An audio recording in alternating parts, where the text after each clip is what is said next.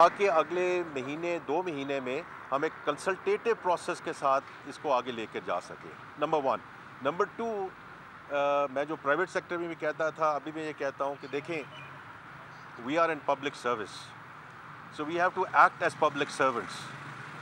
تو یہ نہیں ہو سکتا کہ میں ان سب کو بلا کر بٹھا دیں ایٹسیٹرا, ہمیں خود حاضر ہونا ہے.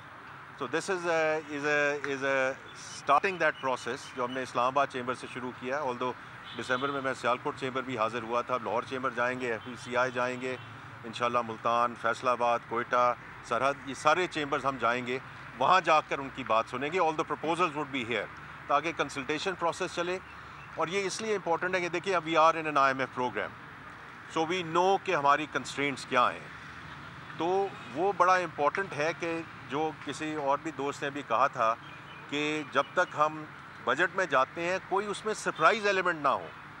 اس وقت ہم کر سکتے ہیں وہ ہم ان ہیں, جو ہمیں یہ کہنا ہے کہ جی اگلے ہم سال 2 سال میں اس کو فیز ان کر سکیں گے, وہ بھی ہم ان کے ساتھ شیئر کریں گے.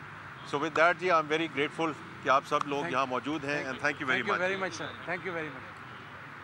خزانہ محمد اورنگزیب اس وقت اسلام آباد میں میڈیا سے گفتگو کر رہے تھے. انہوں نے کہا کہ بزنس مین کمیونٹی کے تمام تحفظات سنے جائیں گے, تمام چیمبرز میں جاؤں گا, وزٹ کروں گا اور تجاویز لوں گا. ساتھ ساتھ انہوں نے کہا کہ ہم بجٹ کی طرف جائیں تو کچھ ایسا نہ ہو کہ کوئی سرپرائزنگ ایلیمنٹ سامنے آئے. زرعی ٹیکس پنجاب KP کے بعد اب سندھ میں بھی منظور ہو گیا ہے. انہوں نے کہا کہ FBR میں اصلاحات کا عمل جاری ہے. وزیر خزانہ محمد اورنگزیب اس وقت اسلام آباد میں میڈیا سے گفتگو کر رہے تھے. انہوں نے کہا کہ FBR میں اصلاحات کا عمل جاری ہے.